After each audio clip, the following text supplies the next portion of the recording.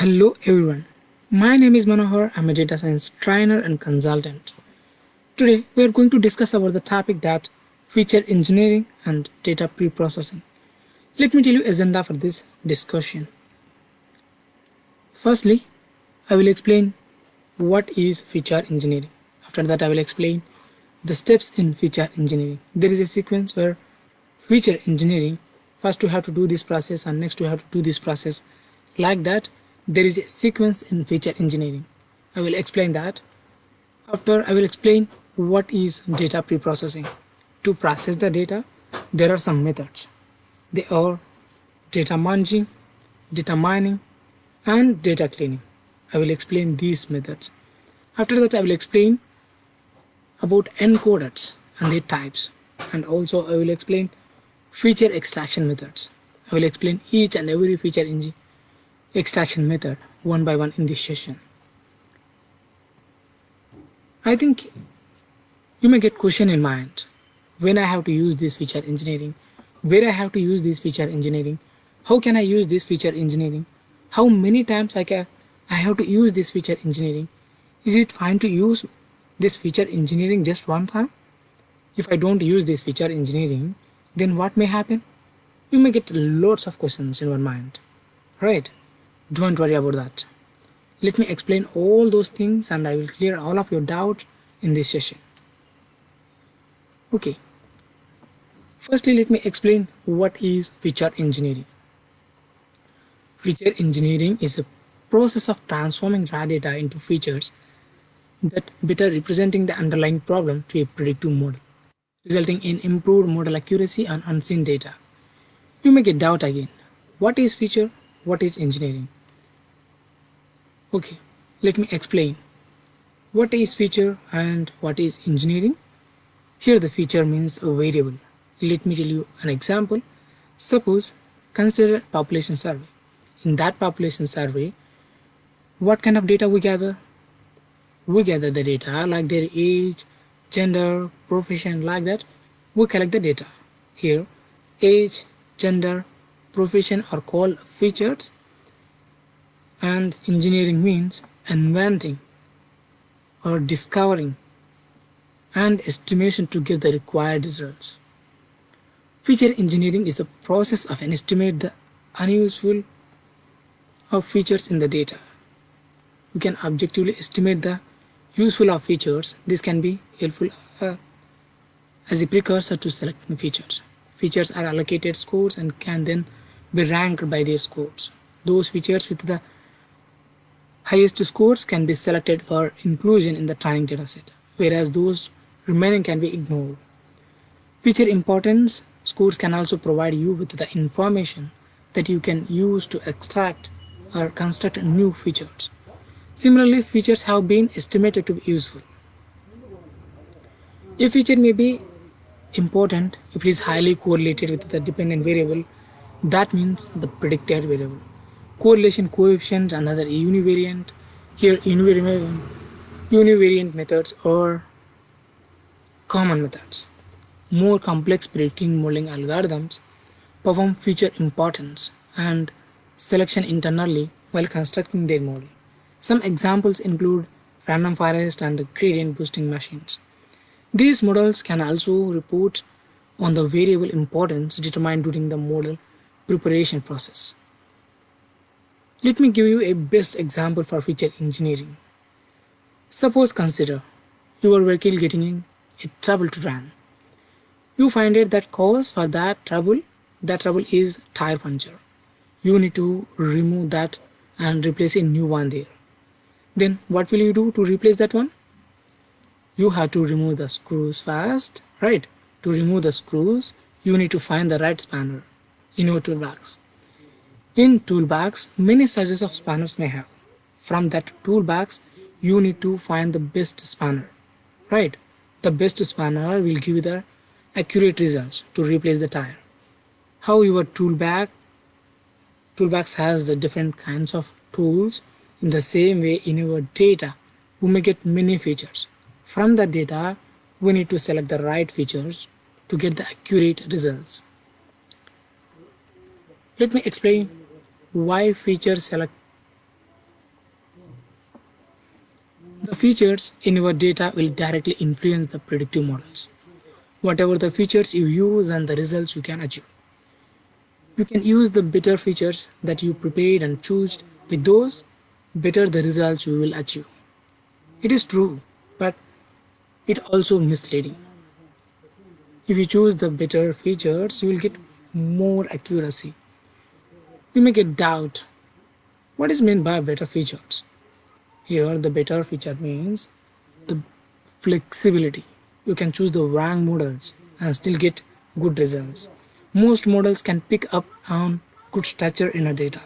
The flexibility of good features will allow you to use less complex models that are more faster to run, easier to understand, and easier to maintain.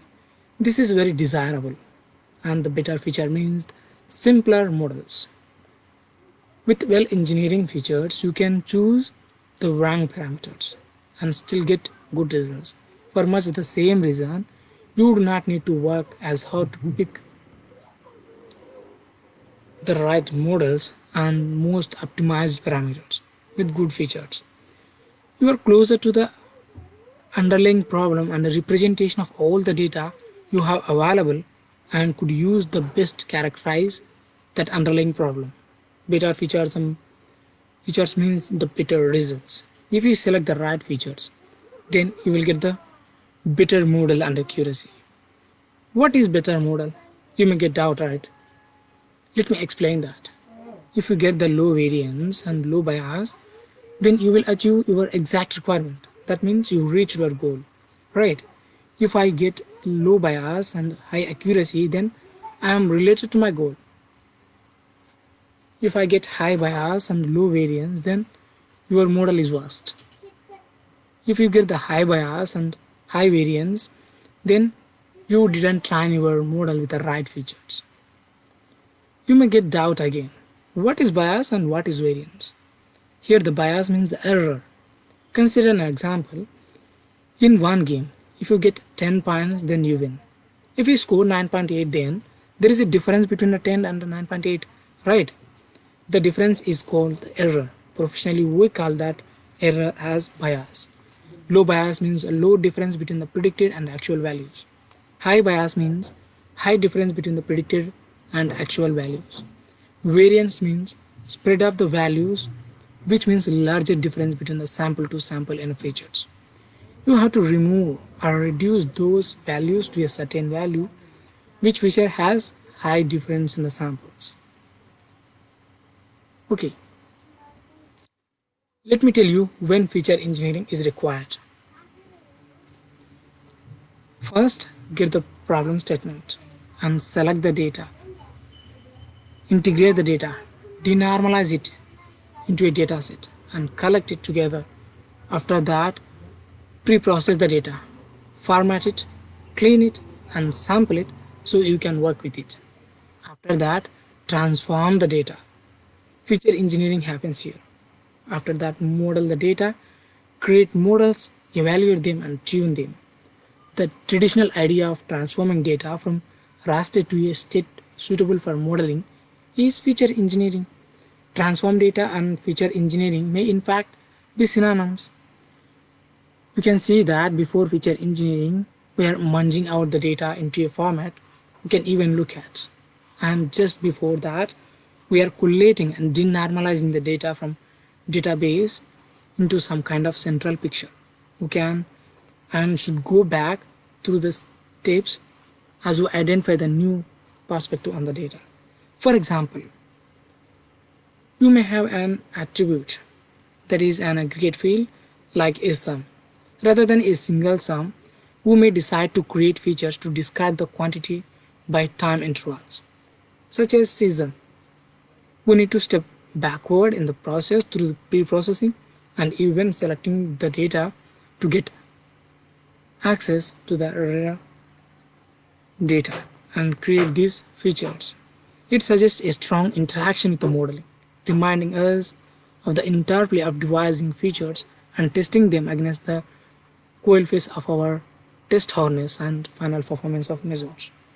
This also suggests we may need to leave the data in a form of suitable for the chosen modeling algorithms, such as normalize or standardize the features as a final step. This sounds like pre-process step. It probably is, but it helps us to consider what types of finishing touches are needed to the data before effective modeling.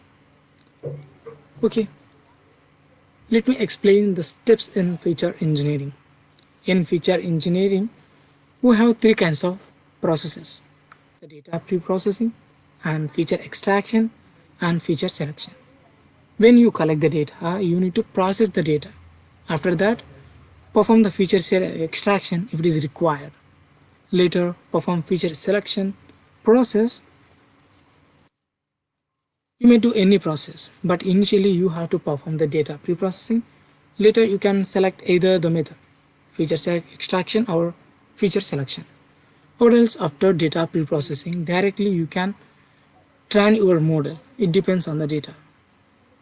To perform the data pre-processing, data munging, data mining, and data cleaning and encoders, normalization, that means standard scaler and min-max scaler. And under the feature extraction, principal component analysis is there. And under the feature selection, there are some methods: filter based feature selection, wrapper based feature selection, and embedded feature selection. Let me explain one by one. Firstly, let me explain the data mining. Data mining is the process of extracting the useful information from the data. Suppose consider the gold mining. We can't get the gold directly. If you separate the stones and unuseful things, then you can get the gold. Just we take the gold and we throw the unuseful data outside. Taking the useful things is called the mining. If you take the useful data, then it is called data mining. If we take the gold from scratch, then it is called gold mining. Data mining is process of discovering patterns in a large data sets involving methods or the interaction of machine learning and statistics and database. Data mining is a subfield of computer science and statistics with an overall goal to extract the information with intelligent methods from a data set and transform the information into a comprehensible structure for further use. Data mining is the analysis step of the knowledge discovery in a data, or KDD. Aside from the raw analysis step, it also involves in database and data management aspects. Let me explain the data wrangling and data cleaning and their difference. Data wrangling, sometimes referred to as data munging. Data munging is the process of transforming and mapping data from one raw data format into another format with the intention of making it more appropriate and valuable for a variety of downstream purposes such as analytics. This may include further munging, data visualization, data aggregation, training a statistical model, as well as many other potential uses. Data munging as a process typically follows a set of general steps which begin with extracting the data in a raw form from the data source, munging the raw data using algorithms and parsing the data into predefined structures, and finally depositing the result content into a data sink for storage and further use. The data transformation are typically applied to distinct entities, rows, columns, data values, etc. within a dataset, and could include such actions as extraction, parsing, joining, standardizing, augmenting, cleansing, consolidating, and filtering to create desired wrangling outputs that can be leveraged downstreams. And come to the data cleansing. Data cleansing or data cleaning is the process of detecting and correcting or removing inaccurate records from a record set, or a table, or a database, and refers to identify incomplete, incorrect, inaccurate, or irrelevant parts of the data, and then replacing, modifying, or deleting the data. Data cleaning may be performed interactively with the data wrangling tools or as batch pre-processing through the scripting. After cleansing, a dataset should be consistent with other similar datasets in the system. The inconsistent detected or removed may have been originally caused by the user entry errors, by corruption in transmission or storage, or by different data dictionary definitions of similar entities in different stories. Data cleaning differs from the data validation in the validation almost invariability. Invariability means data is rejected from the system at entry and is performed at the time of the entry rather than on batches of the data. The actual process of data cleaning may involve removing typographical errors or validating and correcting values against the unknown list of entities. Let me explain the encoders. There are two types of encoders are there. They are label encoder and one-hot encoder. In machine learning, we usually deal with the data sets which contains multiple labels in one or more than one columns. These labels can be in the form of words or numbers to make the data understandable or in a human readable form. The training data is often labeled in words. Label encoding refers to converting the label into numerical form so as to convert it into the machine readable form. Suppose we have a column height in some dataset. In that height column, we have the data like tall, medium, short are there. We have to convert those into numerical. Machine learning can't deal with the characters. So when we convert this data into numerical, it will be appear to us as 1, 2, 3 like that. It converted into the numerical data. When we convert that data into the numerical data, then only we can train our model. Otherwise, we can't train our model. And come to the one-hot encoding. Sometimes in dataset, we encounter columns that contain number of no specific order of preferences. The data in the columns usually denotes a category, and when the data in the columns is labeled encoded, this confuses the machine learning model. To avoid this data in the columns should be one-hot encoded. One-hot encoding refers to splitting the data columns which contains numerical categorical data to many columns depending on the number of categories present in that column. Each column contains 0 or 1 corresponding to which column it has been placed. Just observe an example data set. In that data, ID and color column is there. In the color column, red, blue, green, blue are the samples. When I apply one-hot encoding on the data came like color red, color blue, color green are there. In the first ID, color red is there or not?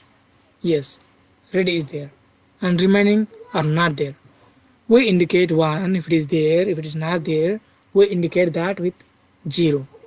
We get many columns if you do one-hot encoding.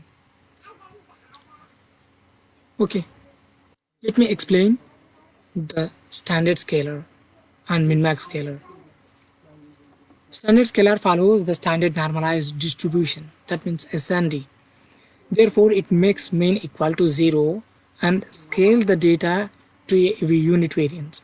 The standard scalar assumes your data is normally distributed within each feature and will scale them such that the distribution is now centered on 0 with a standard deviation of 1. If the data is not normally distributed, this is not the best scalar to use. Let me tell you an example. In our childhood, while drawing a graph with the larger values like 1000 and more, what will you do? We scale the data, right? We assume the data like 1 centimeter equal to 100 centimeter. In the same way, this standard scalar works. And come to the min-max scalar.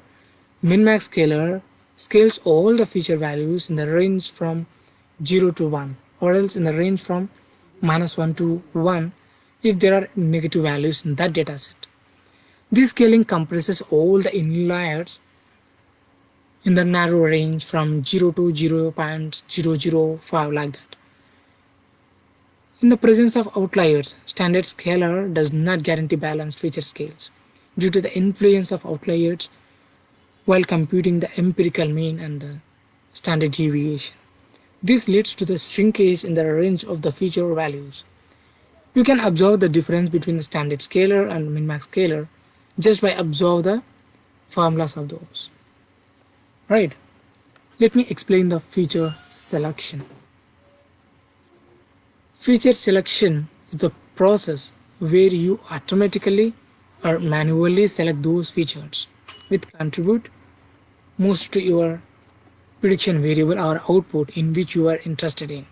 Having irrelevant features in your data can decrease the accuracy of the models and make your models learn based on irrelevant features.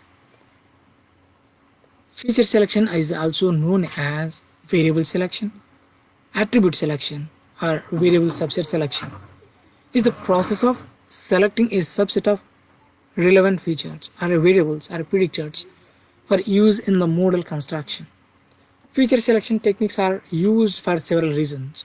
Simplification of models to make them easier to interpret by researchers or users, and shorter training times to avoid the curse of dimensionality. Enhance generalization by reducing overfitting. The central premise when using a feature selection technique is the data contains some features are either relevant or irrelevant and can thus be removed without incurring much loss of information. Redundant and irrelevant are two distinct notations, since one relevant feature may be redundant in the presence of the another relevant feature, which it is strongly correlated. Feature selection techniques should be distinguished from feature extraction.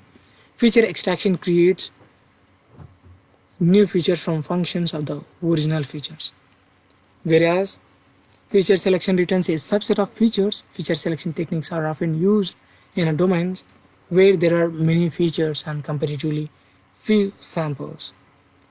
And the applications of feature selection include the analysis of written text data where there are many thousands of features and few tens to thousands of samples. Okay, let me explain the feature extraction methods. There are three types of feature extraction method. The feature selection methods. There are filter-based method, the wrapper-based method, and embedded maze method. Feature selection methods are Pearson correlation, analysis of variation, forward selection method, backward selection method, and lasso regression and ridge regression. Lasso regression is also called L1 regularization, and ridge regression also called L2 regularization. Let me explain the Pearson correlation. Pearson correlation will give you the correlation between the variables. Suppose consider for one person, if weight increases, then how height of that person is moving. If I take the weight on y-axis and height on x-axis, then if weight is increases, then height is increases, then we consider that type of correlation or called positive correlation. If weight is constant and height varies, then we consider that there is no correlation between those variables. We are taking correlation as a feature selection method because if we find high correlation between those variables, then we consider those features. Otherwise, we won't consider those features. Let me explain filter-based methods and wrapper-based method and the difference. Wrapper methods measure the unuseful of features based on the classified performance. In contrast, the filter methods pick up the relevant properties of the feature measured via the univariate statistics instead of cross-validation performance. So, wrapper methods are essentially solving the real problem. but they are also computationally more expansive compared to the filter-based methods due to the repeated learning steps and cross-validation. The third class, embedded methods, is quite similar to wrapper methods since they are also used to optimize the objective function or performance of a learning algorithm or model. The difference between the wrapper-based and filter-based method or filter-based methods measure a relevance of features by their correlation with a dependent variable, and it is much faster compared to the wrapper-based method as they don't have involved when training the models.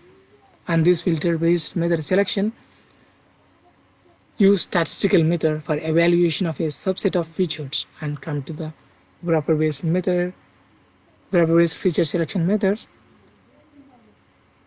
These wrapper-based methods measure the usefulness of a subset of features by actually training the model on it. And wrapper-based methods are computationally very slower as they involve training the models. And wrapper-based methods use cross-validation. Now let me explain the curse of dimensionality reduction and principal component analysis. This curse of dimensionality comes under the feature extraction methods. We already discussed this in feature engineering methods, right? The curse of dimensionality refers to a various phenomena that arise when analyzing and organizing data in high dimensional space that do not occur in a low dimensional settings, such as three-dimensional physical space of everyday experience. The common theme of these problems is that when the dimensionality increases, the value of the space increases, so that the available data becomes sparse. The sparsity is problematic for any kind of method and requires statistical significance. In order to obtain a statistically sound and reliable results, the amount of data needed to support the results often grows exponential with the dimensionality. Also, organizing and searching the data often relies on detecting areas where objects form groups with similar properties. First, consider a dataset in only two dimensions, like height and weight. This dataset can be plotted as points in a plane. But if we want to tease out variation, principal component analysis finds a new coordinate system in which every point has a new x and y value. The axes don't actually mean anything physical. They are a combination of height and weight called principal component analysis that are chosen to give the axis lots of variation. If we get 1,000 features in your data, it may take more time to analyze and select the best features. That is the reason we need to reduce the data into 10 features. You may get doubt again. Is it possible to convert from 1,000 features to 10 features? If you reduce the data, is meaning will change? You may get these kinds of doubts, right? We can reduce the data to 10 features without changing the meaning of the data with help of principal component analysis. We will discuss about this one in our main class. Let me move forward. Let me explain the difference between the feature selection and the feature extraction. With help of feature selection, we can select the feature which has high correlation between the variables, whereas the feature extraction is reduce the dimensionality of the data.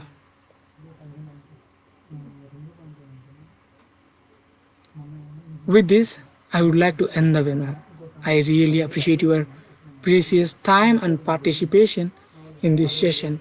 I would like to meet you all once again in my next webinar with lots of interesting facts and information for your career. Thank you once again and my best wishes.